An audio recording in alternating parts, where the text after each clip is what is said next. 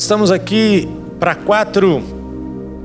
uma série de 4 mensagens que começamos no domingo passado. De uma série que nós chamamos de metamorfose. Metamorfose, todo mundo, ou a maioria de vocês, se não todo mundo, sabe o que significa, o que é. Nós vamos falar justamente da metamorfose na semana que vem. A semana que vem é dia de ceia, então eu gostaria muito que você viesse, convidasse pessoas para a gente se reunir e ter comunhão com Deus e com os irmãos na mesa do Senhor. E vamos falar sobre a metamorfose no sentido espiritual, no sentido da vida. Mas hoje, depois do primeiro que nós falamos sobre mudança, e vimos que existe uma certa dificuldade sobre a mudança, mas também vimos que essa mudança, ela não é necessariamente ou se constitui apenas numa mudança comportamental quando nós conhecemos a Cristo.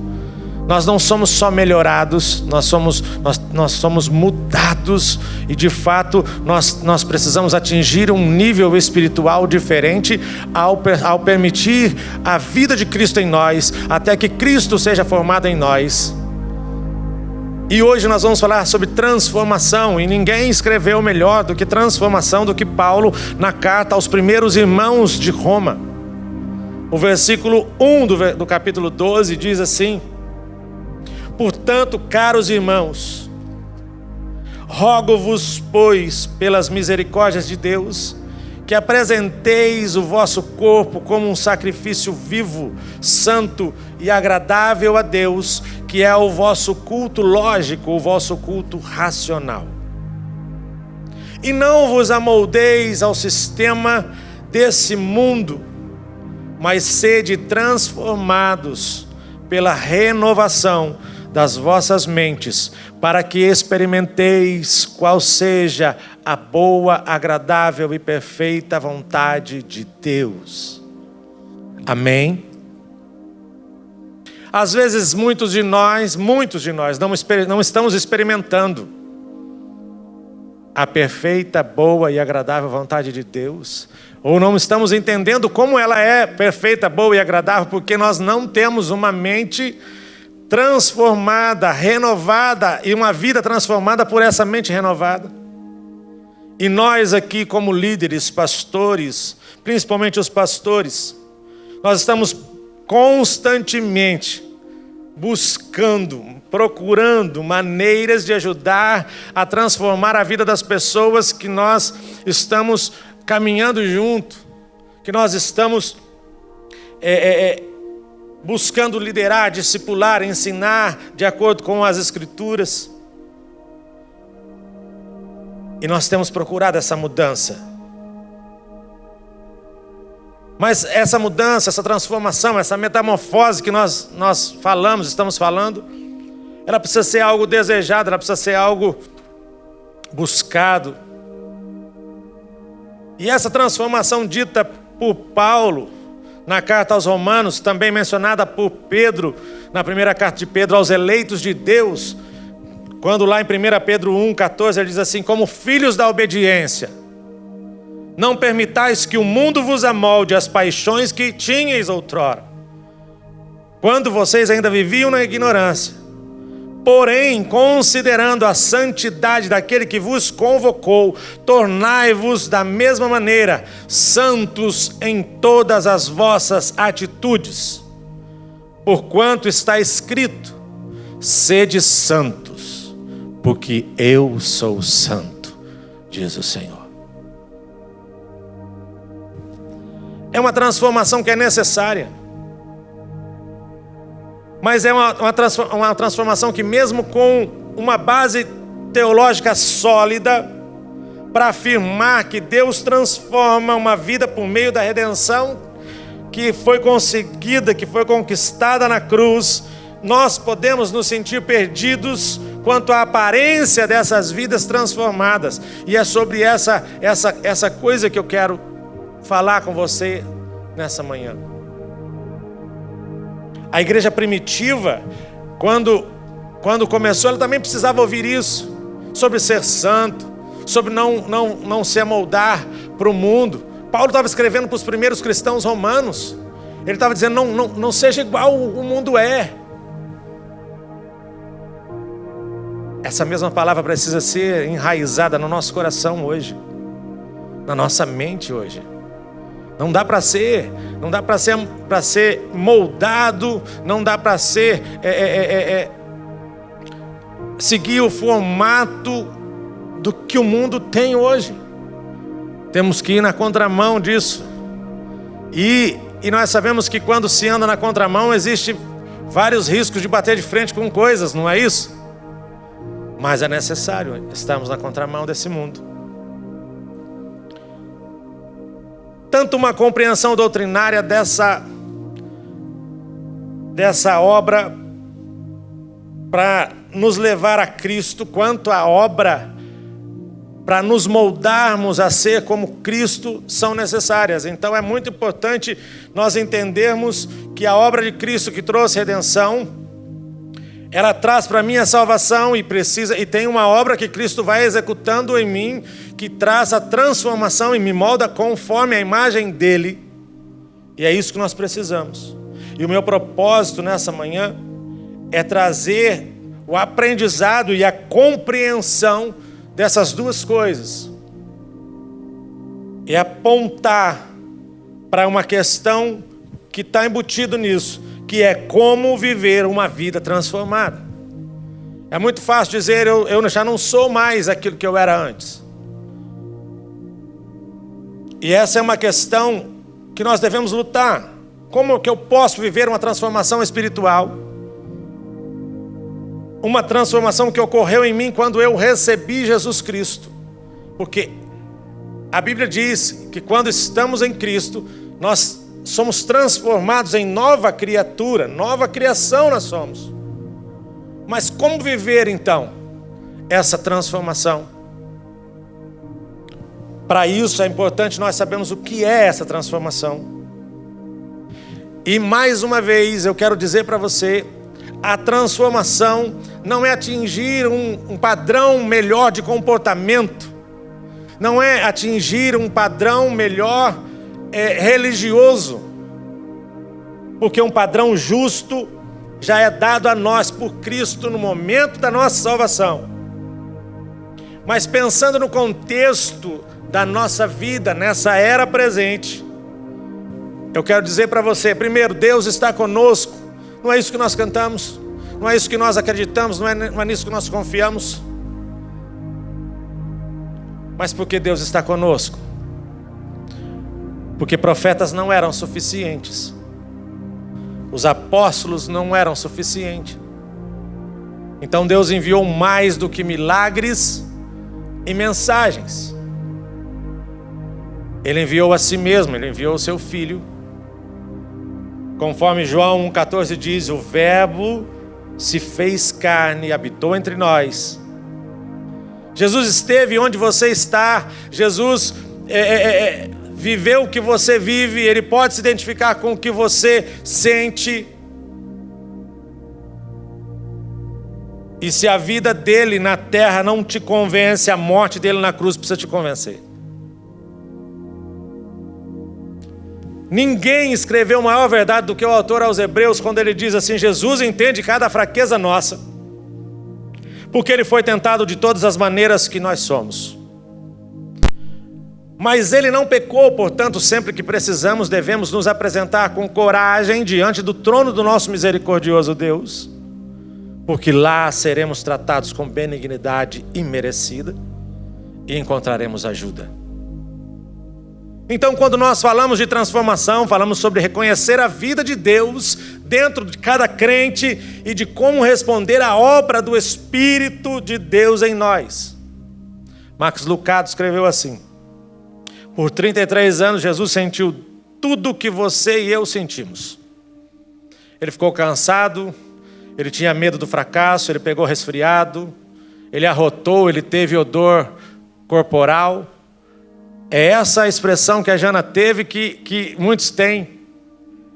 Os seus sentimentos foram feridos, seus pés se cansaram e sua cabeça doía. Pensar em Jesus nesse prisma chega a ser quase irreverente. Quando eu falei ele arrotou, a Jana fez assim.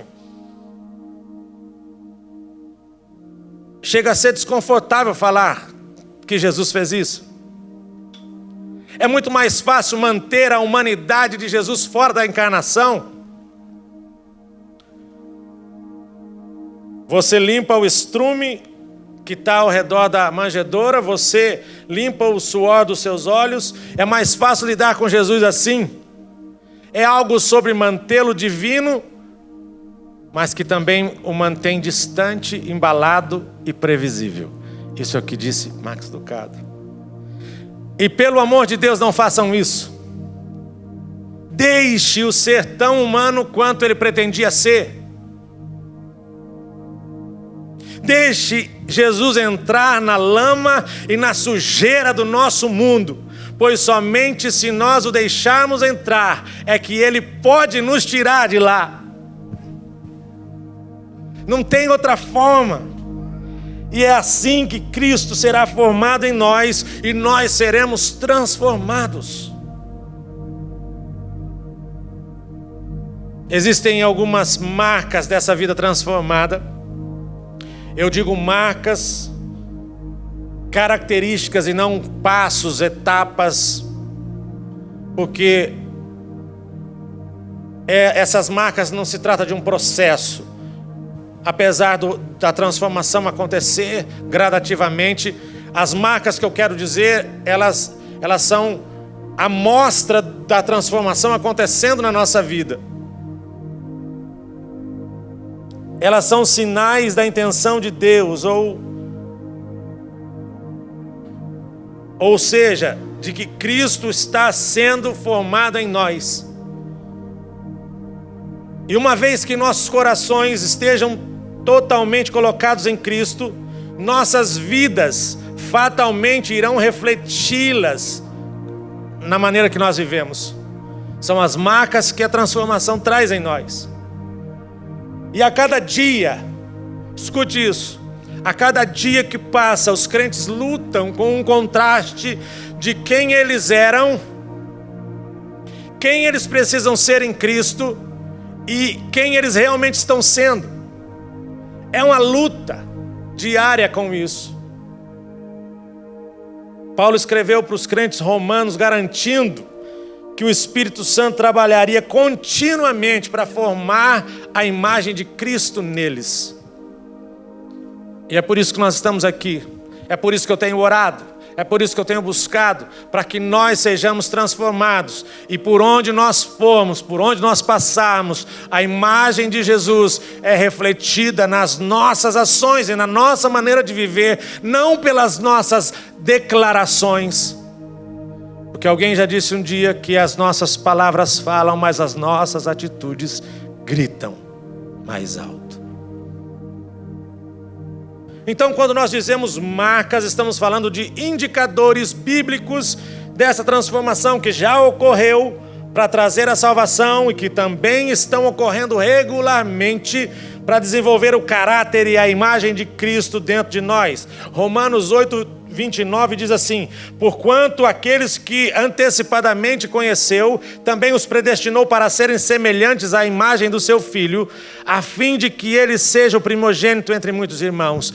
Deus tinha esse plano, esse propósito de desenvolver em nós a imagem do seu Filho, ou seja, formar Cristo dentro de cada um de nós. E na maneira que nós vivemos, nós apresentarmos esse Cristo na maneira de exercermos a nossa vida, a nossa existência aqui nessa terra.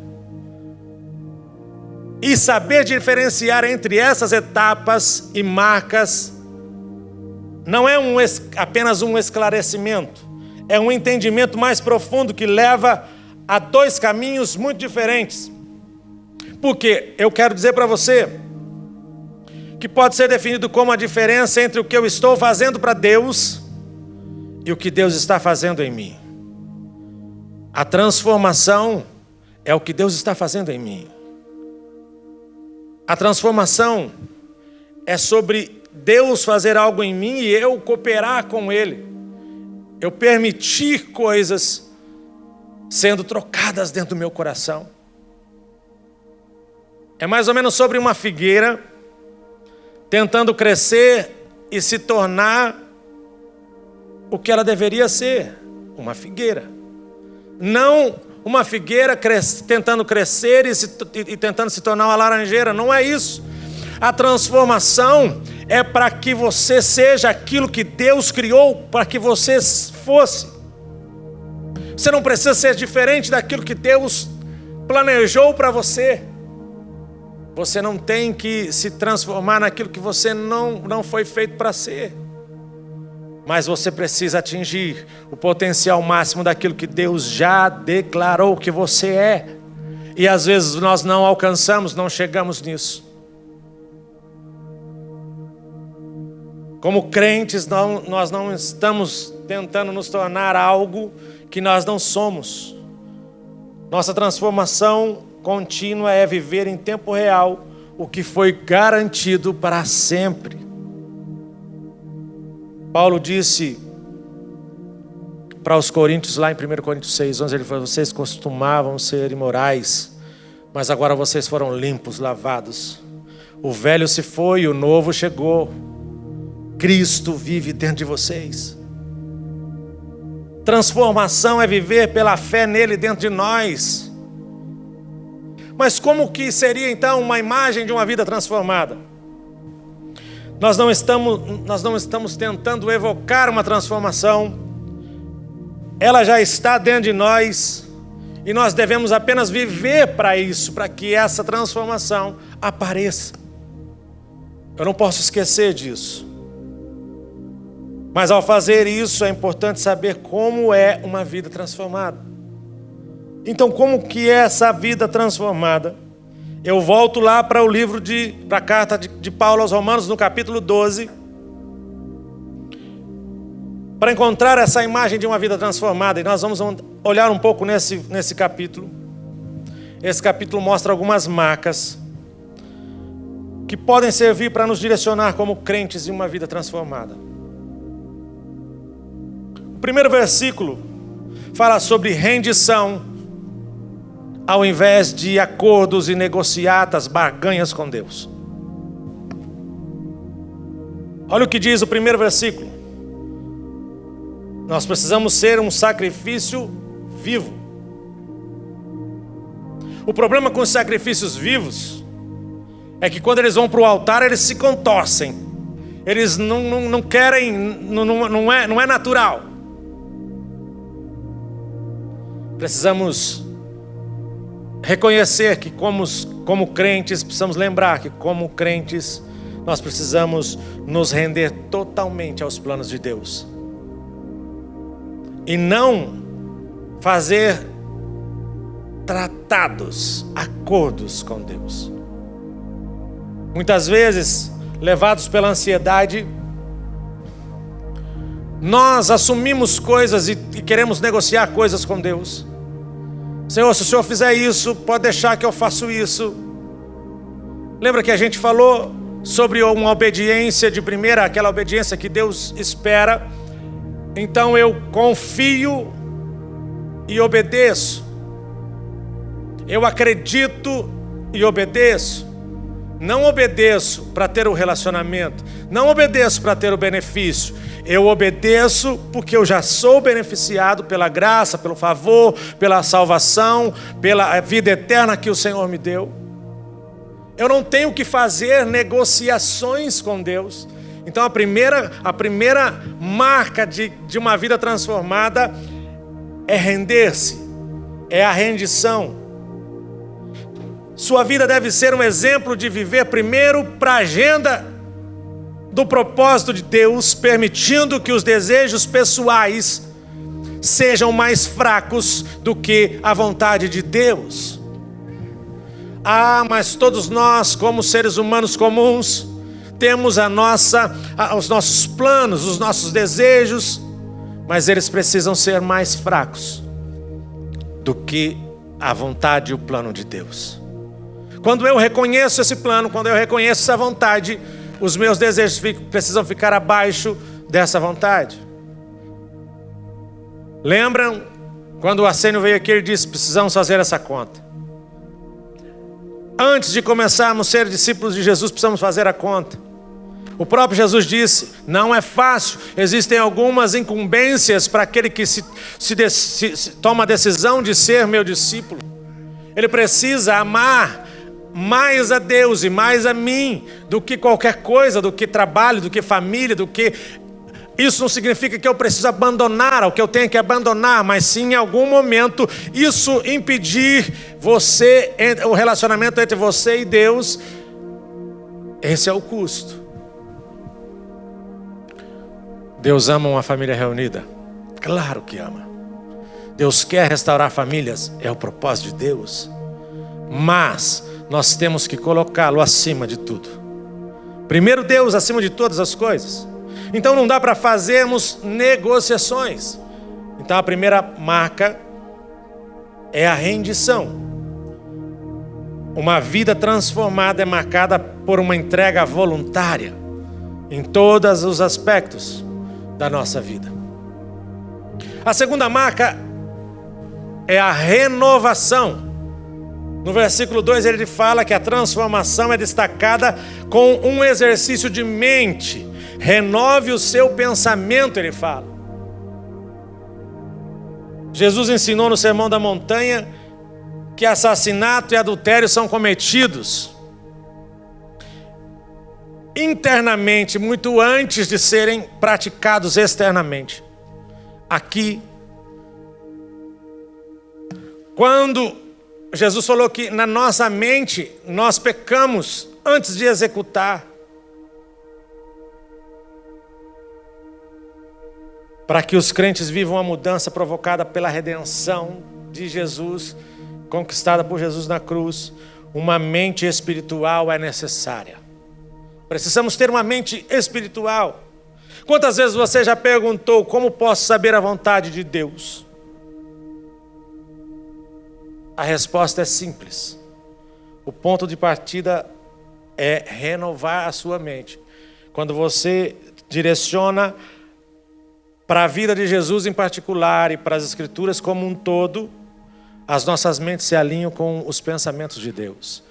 Uma das orações que eu fazia quando eu estava naquela UTI, durante o meu processo de restauração, quando eu senti que Deus tinha me dado vida novamente, foi: Senhor, alinha o meu coração, o meu olhar com aquilo que tem sido o seu coração e o teu olhar. Eu não quero viver uma vida mais como eu vivia antes. Não quero viver uma vida sem um propósito. Às vezes você achando que está fazendo tanta coisa para Deus, Deus está pouco interessado com aquilo que você está fazendo e está achando que está fazendo para Ele. Tem coisas que Ele tem pensado mais, tem coisas que Ele tem se importado mais e que às vezes nosso olhar não está direcionado para aquilo. Então a minha oração era: Senhor, alinha o meu coração com o seu coração. Porque quando eu tiver o meu coração alinhado com o coração de Deus, a minha mente vai estar trabalhando de acordo com a vontade dEle e tudo vai ser diferente. O mundo não vai me atrair mais, como tem atraído muitas pessoas. Quando a gente fala o mundo atrair, são as coisas boas do mundo. Eu não estou falando de você desistir de ter coisas, de conquistar coisas. Não estou falando sobre isso, meu irmão. Eu estou falando de você ter coisas, conquistar coisas para louvor e glória do nome do Senhor. É isso, é sobre isso que nós estamos falando nessa manhã. Porque não esquece essa história de que eu preciso ser miserável para que Deus me ame mais. Nada disso. É o teu amor e a tua conexão que vai falar mais alto. Não é o que você tem, não é o que está relacionado ao seu CPF, não é nada que você tem no bolso, não é nada. É o seu amor, a sua conexão com Deus que vai fazer com que você sinta esse amor. Um amor incondicional, não importa. Lembra que nós falamos domingo passado? Deus não vai te amar mais se você chegar com medalhas e troféus porque você foi um bom garoto, porque você foi uma boa garota. Não, Deus te ama porque Ele te ama. Essa é a essência ciência do Senhor, é a linguagem que Ele fala. E sabe de uma coisa? Satanás não conhece a linguagem do amor. Então quando você tem essa intimidade com Deus, ou o amor de Deus na sua vida, o amor de Deus para com a vida das outras pessoas, Satanás não consegue nem chegar perto, Satanás não consegue nem se aproximar, porque ele não entende essa linguagem do amor. Uma vida transformada é marcada por um pensamento renovado. Uma terceira marca é o serviço. Nós precisamos abraçar e ativar os dons de Deus na nossa vida, se nós queremos ter uma vida transformada. À medida que Paulo faz a transição da doutrina para a prática, os seus pensamentos saltam rapidamente para com aquelas pessoas que são dotadas para servir a igreja e a missão de Cristo. Versículo 3 a 8 ele fala sobre isso. Mas servir na missão de Deus é muitas vezes entendido como um empreendimento único. Talvez eu faço isso e pronto, é isso que eu faço na igreja, é isso que eu faço para Deus. E a maioria das pessoas, a maioria dos crentes que trabalham, não se sentem bem. Viver a vida transformada significa participar do processo de fazer discípulos por outros da maneira que Deus o chamou e equipou pessoalmente. Sabe o que significa isso? É servir a Deus com aquilo que Deus te deu. Tem gente que não tem a facilidade da conversa, como a Camille tem, por exemplo. Domingo passado, a Camille simplesmente sentou numa roda, depois do culto, e começou a conversar. Ali ela poderia dizer o que ela quisesse e eles ouviriam. Eu não tenho essa habilidade. Eu não tenho essa habilidade, eu não consigo. Talvez eu podia até sentar lá e nós ia ficar até 4 horas da tarde, e eu não ia saber o nome de ninguém, talvez ninguém ia saber meu nome, e nós ia levantar e eu ia embora. Algumas pessoas já disseram que eu vou ter os amigos que Deus quer que eu tenha, porque eu fazer eu não consigo. Mas depois que a gente está numa roda, eu sou um bom conversador. Quem participa dessa roda comigo sabe. Depois que eu estou numa roda, eu sou um bom conversador. Já passei uma noite inteira conversando com amigos. Noite inteira mesmo. A Jana está de prova. Nós começamos a falar, como quando vimos o sol nasceu. E eu não tô contando uma anedota, eu estou falando sério. Então eu sou bom de conversa, mas para romper a faixa de Gaza, para quebrar o gelo, eu sou ruim. Então nós precisamos entender que quando cada um de nós temos dons especiais, individuais, como Deus fez, e de alguma forma você vai usar esse dom para fazer discípulos. Porque essa é a função de nós como igreja, de nós como servos de Deus, é fazer discípulos, tornar Jesus conhecido e ser conhecido por Jesus. E a capacitação para servir, ela vem na medida que você começa a servir.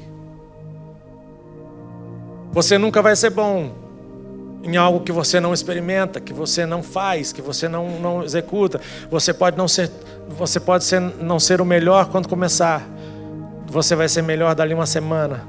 Daqui a pouco você vai estar melhor. E daqui a pouco você está atingindo, dependendo da tua diligência, dependendo daquilo que você, da maneira com que você busca, a intensidade que você busca, você vai alcançando um aperfeiçoamento. E o incrível de tudo isso, quando você se dispõe a ser esse discípulo que vai fazer discípulo, é que você não precisa usar força sua. Você precisa apenas tomar a decisão de ser. A decisão para fazer. Porque a obra, quem faz, quem completa, é o Espírito Santo que habita dentro de você. Então são coisas que, são muito claras e é muito interessante. Eu ouvi outro dia alguém dizendo, olha, quando eu prego, Eu não vou ensinar ninguém, eu só vou lembrar vocês. E já escreveram em algum lugar que é mais importante ser lembrado do que ser ensinado das coisas. Então o que eu estou dizendo aqui para você, você já deve ter ouvido. Então não é algo novo para você. Eu só estou lembrando aquilo que você precisa fazer. Uma vida transformada, ela é marcada por serviço de humildade. Uma quarta marca que essa vida transformada, que a transformação de Deus traz, é a marca do amor. Como eu acabei de dizer, é uma linguagem de Deus, porque Ele é a essência do amor. Então para você ter essa marca, você precisa colocar o amor em primeiro lugar.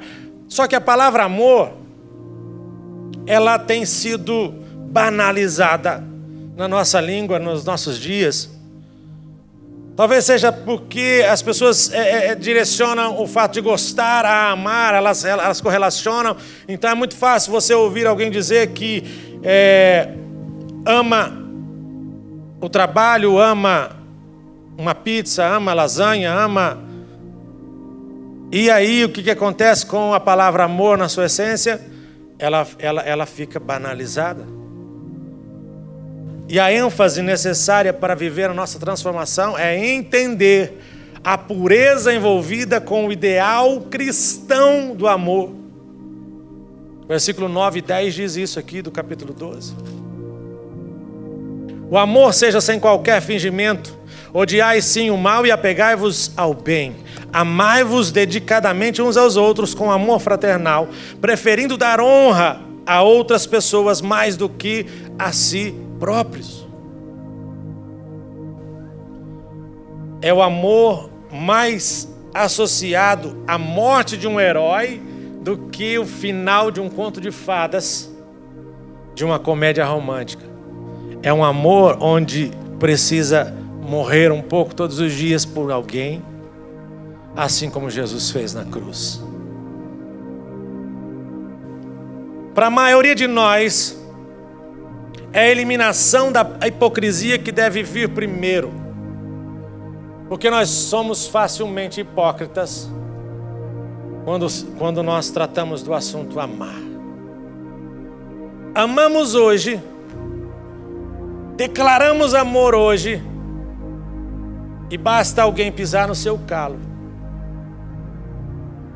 para você não amar amanhã. A menos que essa pessoa seja da sua família. Você vai discutir, brigar. Vai amar sem querer, mas vai amar porque é algo que está mais forte. Mas se esse alguém for só do seu círculo de relacionamento, é fácil tirar ele e encurtar o círculo. É o que nós temos feito como pessoas. Mas nós estamos aqui voltados para uma palavra do Senhor dizendo que nós precisamos ser mudados, nós precisamos renovar a nossa mente, nós precisamos ser transformados pela renovação da nossa mente. Então tudo começa, não é com ação, tudo começa com um entendimento das coisas. Eu preciso pensar na mudança para depois executar a mudança. Eu preciso pensar em ser transformado para depois eu ser transformado. Então não é falando, não é mudando a atitude, é primeiro mudando o pensamento. Um dos meios mais eficazes de fazer isso é ser guiado para uma comunidade, para um grupo de pessoas, assim como nós estamos fazendo hoje como igreja. Precisamos aprender a lidar honestamente com a vida um dos outros. Nós não sabemos isso, nós não temos aprendido isso. Porque quando nós estamos juntos, quando nós vivemos juntos, quando nós misturamos as nossas histórias, essa frase de misturar as nossas histórias eu tenho trazido desde que a gente começou a se reunir. Nós precisamos misturar as nossas histórias. E para isso é muito importante que a gente não só se encontre aqui no domingo de manhã. Eu tenho dito, a gente tem as células nas quartas-feiras. Por favor, vão, se conectem. É importante. Nós conhecemos uns aos outros, nós trocarmos experiências uns com os outros. Porque assim, o que vai acontecer? Nós precisamos aprender a superar a aprender maneiras de superar uns aos outros em honra, dando honra. Porque se eu pedir para alguém levantar aqui quem tem problema e defeito, eu acho que todos nós levantaremos as mãos. Eu acho não, eu tenho certeza. Então aprender a viver com as qualidades das pessoas, aprender a relacionar com as qualidades das pessoas é a parte mais fácil desse processo, mas aprender a superar os defeitos, os problemas de cada um, isso é ter uma vida transformada. E a transformação aparece de muitas formas na vida dos crentes. Mas o amor é uma característica que Cristo disse claramente que distinguiria nossas vidas do resto do mundo. Jesus falou que se o amor dele permanecesse em nós, nós seríamos conhecidos como amigos de Deus. Então uma vida transformada ela é marcada por um amor genuíno, um amor que não muda, um amor que na essência ele tem o seu poder atrativo, o seu poder curador, o seu poder arregimentador. Uma quinta marca dessa transformação, de uma vida transformada, é a diligência. O que significa isso? Precisamos ser mais determinados naquilo que nós nos propomos. Não dá para a gente sair de qualquer forma, desistir rapidamente, mudar a nossa convicção, acabar em 3 meses das coisas. Não pode acontecer isso. Precisamos ser mais diligentes. Versículo 11, se você estiver aberto aqui, diz assim, não sejais descuidados do zelo, sede fervorosos no espírito e servir ao Senhor. 3 coisas que o versículo 11 diz. Então nós precisamos entender que a vida cristã, ela não é uma corrida de 100 metros. Ela é uma maratona de alguns quilômetros. Então não dá para eu correr desesperadamente os primeiros 50 metros porque eu vou desistir. A hora que eu olhar 11 quilômetros, 14 quilômetros para frente, eu não vou ter força. Então eu preciso ter o quê? Constância. Eu preciso ter diligência. E olha, as imagens nas escrituras mostram que o povo de Deus precisa persistir. E você sabe que determinação na nossa cultura, né, principalmente na cultura ocidental, é muito raro. Nós somos a sociedade do hoje, do agora, do já. As coisas precisam acontecer, os resultados precisam aparecer. Eu quero plantar uma semente hoje e amanhã eu quero colher. E não é assim. Nós precisamos, às vezes nós precisamos de ajuda para entender que, como o discipulado, ele tem muito a ver com uma gratificação atrasada. Essa cultura obcecada por tudo instantâneo, o fervor parece ser algo que é melhor deixar para outros e não para a gente. Mas alguém mudado pelo Evangelho aprende a persistir. Alguém que tem a transformação por Cristo aprende a persistir. E essa transformação traz uma estabilidade que resulta no fruto interno de uma maturidade e no fruto externo de novos discípulos. O que significa isso? As pessoas vão olhar para você, para mim, e vão ver que a gente não desiste fácil. Se a gente não desiste fácil porque a gente está em busca ou a gente encontrou alguma coisa que nos garante não desistir. Então as pessoas vão querer aquilo e você pode compartilhar isso com qualquer um e fazer discípulos. E gerar discípulos e produzir discípulos. Então, uma vida transformada é marcada por uma diligência determinada. Agora, uma outra marca, e eu já estou encerrando. De uma vida transformada é a perspectiva. Nós precisamos enxergar a perspectiva adequada das coisas. A maneira como você vê a vida é como você vai executar o chamado de Deus para ela. Se para você tudo é ruim, se para você tudo é difícil, se para você tudo é complicado, servir a Deus também será.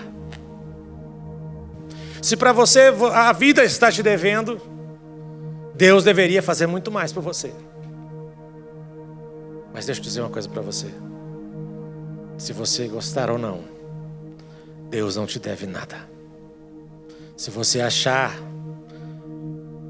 acreditar nisso ou não, Deus já fez mais por nós, muito mais por nós do que nós por Ele. Então não tem como. Se eu tenho que tratar, eu tenho que melhorar a perspectiva da minha vida para que eu melhore a maneira com que eu vivo o chamado de Deus e seja transformado por isso. O versículo 11, enquanto o versículo 11 trata de uma persistência no serviço, o versículo 12 carrega o impacto de superar essa dificuldade. Olha o 12, alegrai-vos na esperança, sede pacientes na tribulação e perseverai na oração. Todas essas três declarações requerem o início da fé nas nossas vidas. Acreditar que Deus é bom em todo o tempo. Nós acreditamos que pela fé, na graça de Deus, alguém se torna discípulo de Cristo, mas a sua fé não tem um ponto final no momento da conversão. A fé tem um ponto inicial quando você recebe a Cristo. Ela não se resume a você aceitar a Cristo. Ela inicia ali. É o ponto de partida. E a fé, Hebreus 11:6 diz que ela é necessária para agradar a Deus. Porque sem fé é impossível agradar a Deus.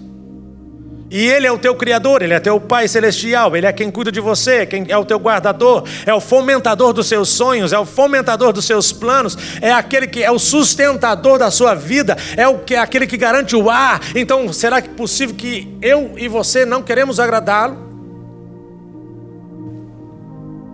Uma pessoa faz um favor para você, uma gentileza, você já quer agradar. Nós não olhamos, não conseguimos enxergar Deus fazendo tudo que Ele tem feito. Cara, essa história do IP marcou um pouco o meu coração aqui hoje, porque eu tenho, é só a árvore que a gente tem visto hoje, né? A gente estava vindo de Mojimirim e a Jana falou assim, olha, no meio de um monte de galho seco, tudo seco, você consegue avistar o IP amarelo lindo, viçoso? É florescer no inverno, meu irmão. É sobre florescer no inverno. No momento difícil, momento complicado. O inverno é onde as coisas ficam feias, né? Com exceção na Europa, que é tudo lindo. Neve, né? Luzes. Mas vai para o mato, vai para a floresta para você ver. No inverno, as folhas já caíram, porque caíram lá no outono. As plantas, as árvores, elas estão buscando forças para romper esse inverno, para a primavera elas aparecerem viçosas e prontas novamente. Aí só fica o IP sobrando para alegrar os nossos dias e ver a beleza do Senhor. Eu vi lá em Garça tem o IP branco, a rua toda assim, a avenida central, coisa mais linda. Aí como você olha uma coisa dessa e não diz, eu preciso agradar o Criador disso, eu preciso louvar o Criador disso, eu preciso agradecer quem fez isso. E não foi o pessoal da prefeitura, não foi o prefeito, não foi a Câmara dos Vereadores, foi o Criador do mundo que tem feito isso todos os dias e mostrado para mim e para você, para que eu e você tenhamos o entendimento que Ele tem cuidado de nós. E aí assim a gente consegue nos alegrar na esperança, ser paciente na tribulação e perseverar na oração. É através das lentes da fé que os crentes devem ver a obra de Deus e suas próprias vidas, sabendo que a gente muitas vezes vai ser ferido pela vida, A perspectiva da fé nos permite ver além dessas circunstâncias. Hoje pode estar ruim, mas eu preciso olhar lá na frente, porque o que Deus tem para mim, a esperança que eu tenho, ela não está reservada só nesse plano e não naquilo só do que eu estou vivendo momentaneamente. A esperança que eu tenho e a alegria que nasce e brota dentro do meu coração todos os dias é que um dia eu vou me encontrar com o Criador de todas as coisas e vou vê-lo face a face, assim como Ele é. Eu verei, você verá, se você for persistente, se você for diligente, se você tiver uma perspectiva aumentada sobre essa esperança que Ele traz para você nessa manhã. E é isso que a transformação precisa trazer para você. É essa mudança, é um olhar diferente. Sobe o nível dessa expectativa aí, porque Deus tem muito mais para você do que você imagina. Deus tem muito mais para realizar na sua vida do que você imagina. A obra dele é eterna, não é só para agora, não é só para daqui 2 anos, é para toda uma eternidade. Então Ele tem, e só Ele garante isso. Não tem mais ninguém que pode fazer isso. Ah, Senhor. E quando a gente olha para uma vida de fé, ela não deve ser apenas pintada como uma esperança nas coisas de agora, como eu disse. Mas ela é parte, a fé é parte ativa de como nós vemos a condição atual da nossa vida. É o reconhecimento dentro de uma comunidade de que a vida é difícil, mas ela não é impossível. Viver a transformação requer de mim a perspectiva de que a minha força e a minha engenhosidade, a minha habilidade nunca serão suficientes.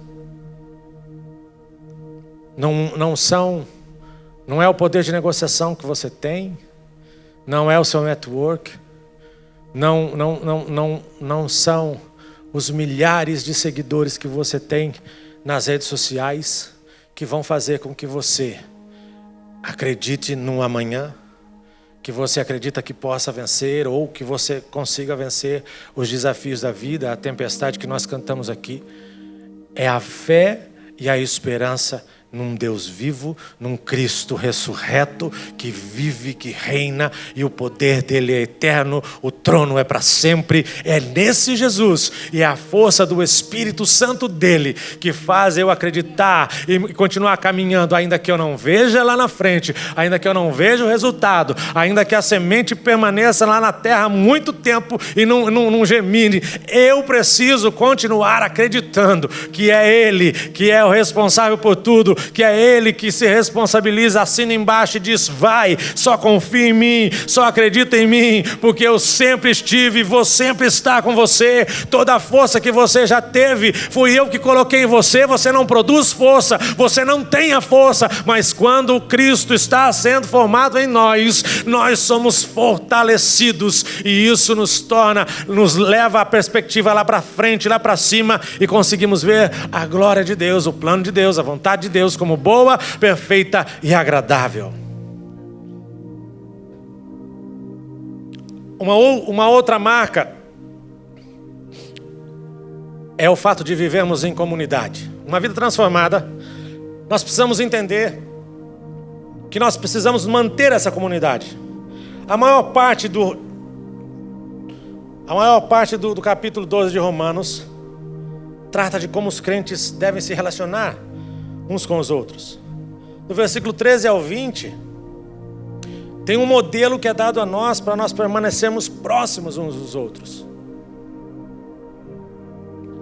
E essa linguagem dessa passagem aponta para as necessidades que nós temos, que é partilha, hospitalidade, bênção, choro, paz, fome, sede, tudo coisa que nós vivemos.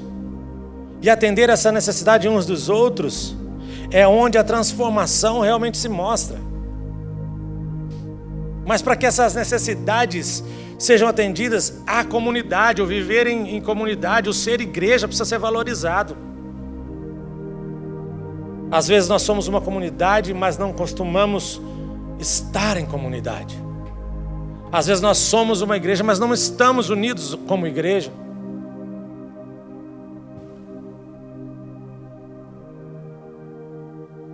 O versículo 15 diz assim: alegrai com os que se alegram e chorai com os que choram.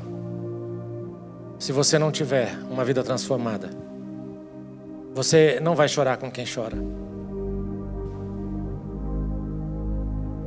As pessoas podem mostrar um desejo de estar em comunidade, mas elas vão facilmente substituir os relacionamentos por proximidade. E para você chorar com alguém que está chorando, você precisa estar mais do que fisicamente perto dessa pessoa. Você precisa estar mais conectado, você precisa estar misturado à história. Senão você vai só estar perto. Você não vai chorar realmente com o que ela chora. É por isso que nós estamos aqui.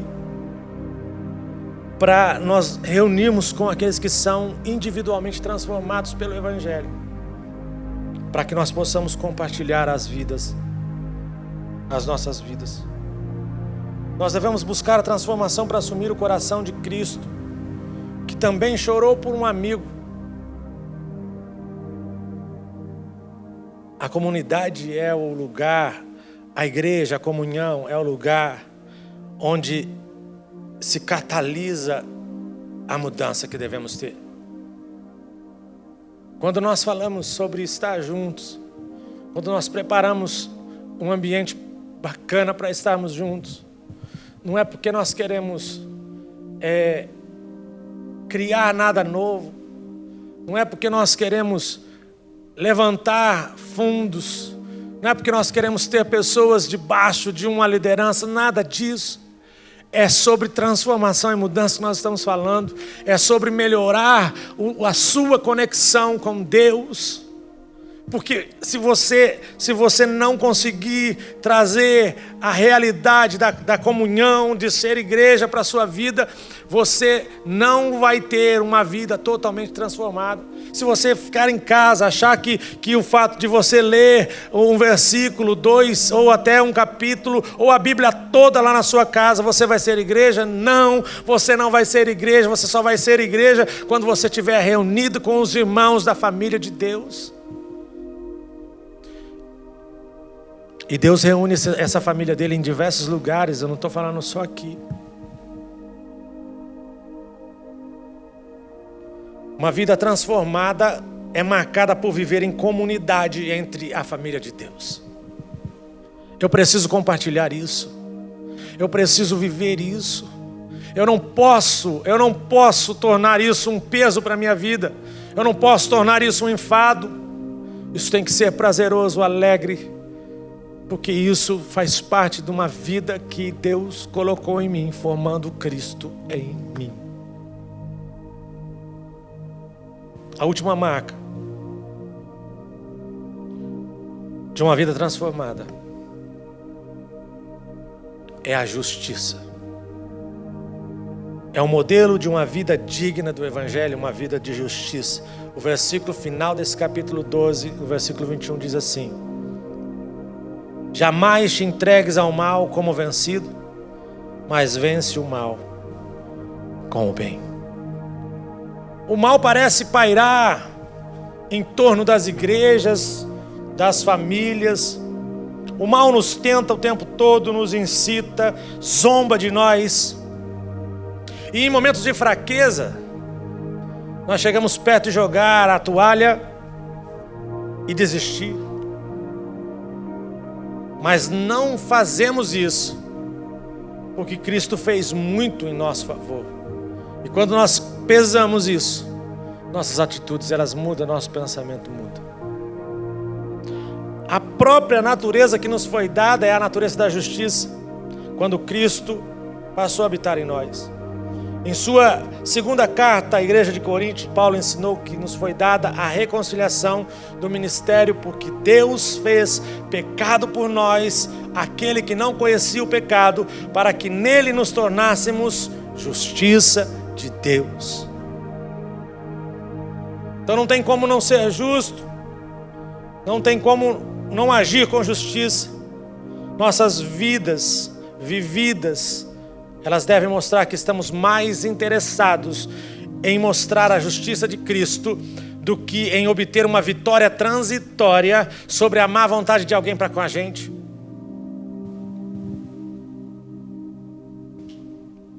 Eu quero dizer para você que nós temos a justiça garantida, então não precisamos e nem podemos desperdiçar nossa vida brincando com o pecado. Nós somos ensinados em Romanos 8:29 que aqueles que antecipadamente conheceu, também os predestinou para serem semelhantes à imagem do seu Filho, a fim de que ele seja o primogênito entre muitos irmãos. A questão de posso ser justo deve ser removida das mentes dos crentes. Em vez disso, nosso pensamento a cada dia deve ser: como a justiça de Cristo será exibida em mim? Como a justiça de Deus vai aparecer em mim, no meu dia a dia, na minha vida, na minha caminhada? Uma vida transformada, ela é marcada pela justiça. As marcas de uma vida transformada são apenas os sinais da presença de Cristo em nós. Elas são as testemunhas da obra do Espírito Santo em nós. E quando nós vemos essas marcas, é porque Deus cumpriu a sua aliança de nos moldar conforme a imagem de Jesus, o seu Filho primogênito. É o lugar para o qual muitos de nós devemos retornar na forma de como nós somos igreja, de ter uma vida transformada. Para mim é um grande privilégio andar no meio daqueles que receberam uma nova vida em Cristo, estar reunidos com vocês. E ao olharmos para a nossa vida e para a igreja hoje, nós precisamos fazer isso com a mentalidade de que Deus não espera iniciar uma transformação, mas Ele já garantiu essa transformação. Ele não vai fazer um experimento de transformação nas pessoas. Ele já tem isso garantido, a gente só precisa desejá-la. Eu não sei como você tem vivido, se essas marcas estão presentes em você, se você consegue enxergar essas marcas na sua vida.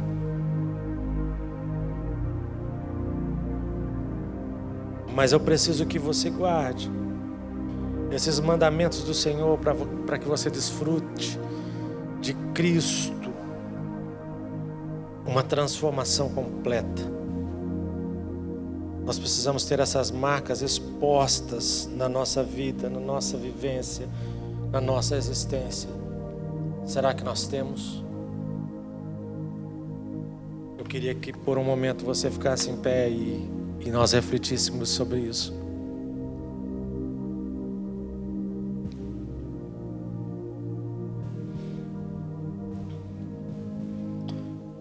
Será que eu tenho sido diligente? Será que o amor tem estado em primeiro lugar? Será que eu tenho tido prazer em viver em comunidade, em ser igreja com os meus irmãos? Será que eu tenho excluído facilmente pessoas que pisam no meu calo?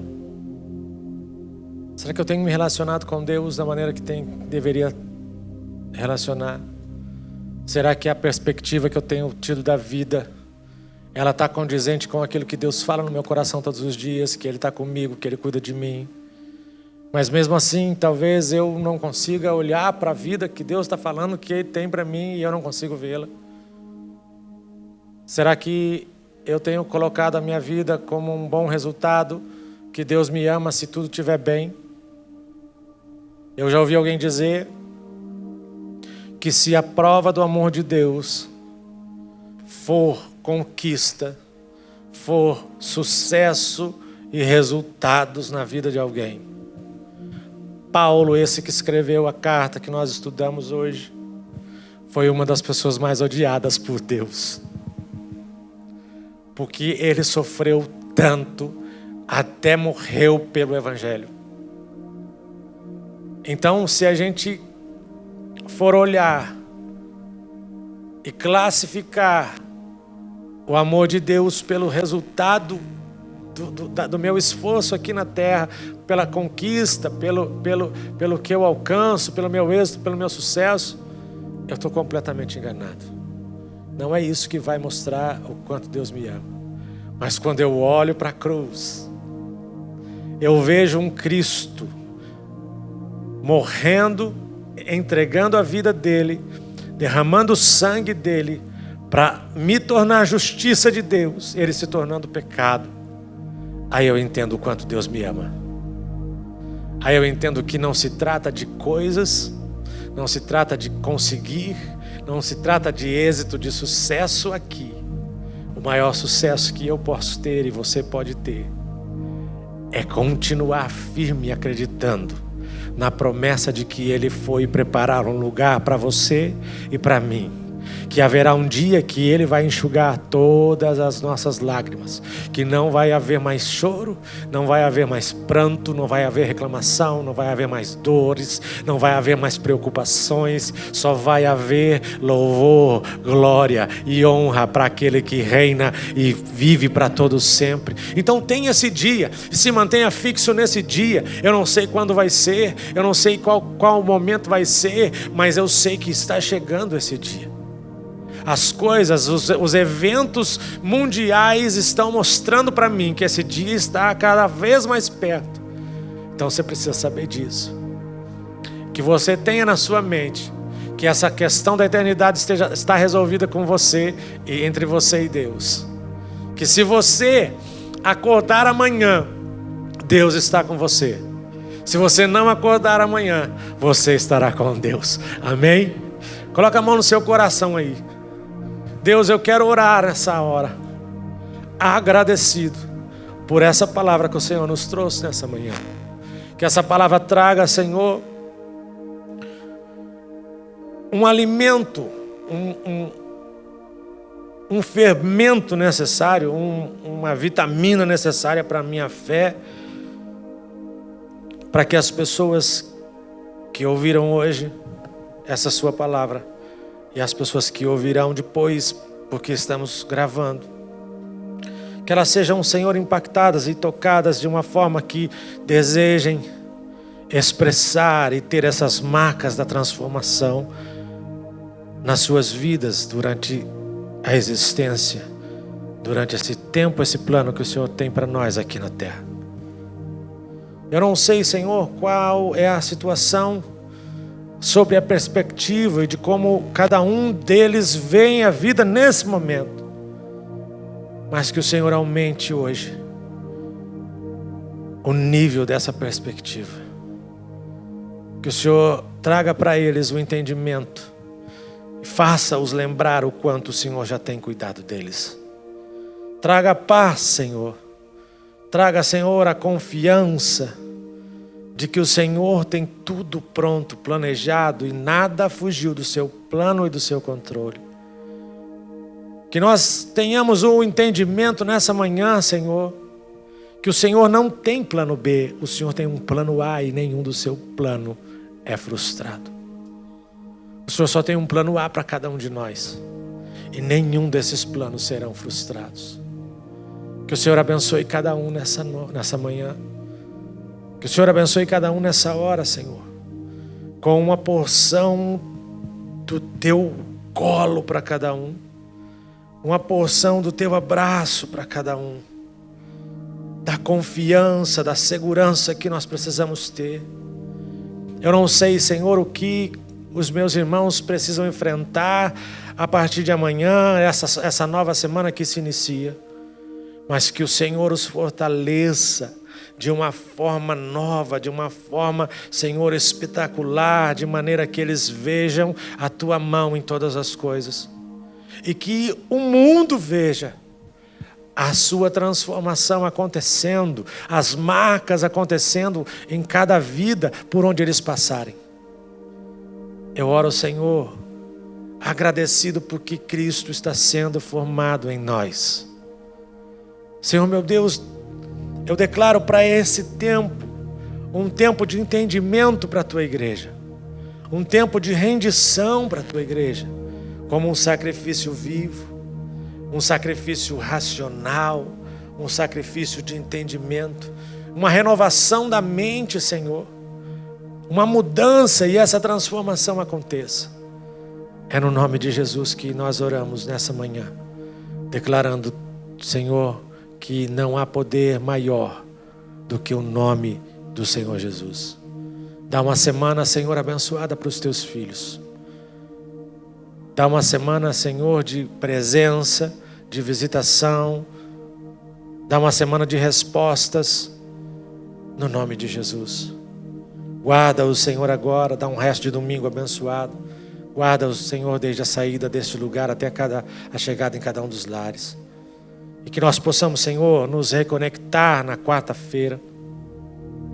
E que o Teu nome seja louvado por onde nós passarmos.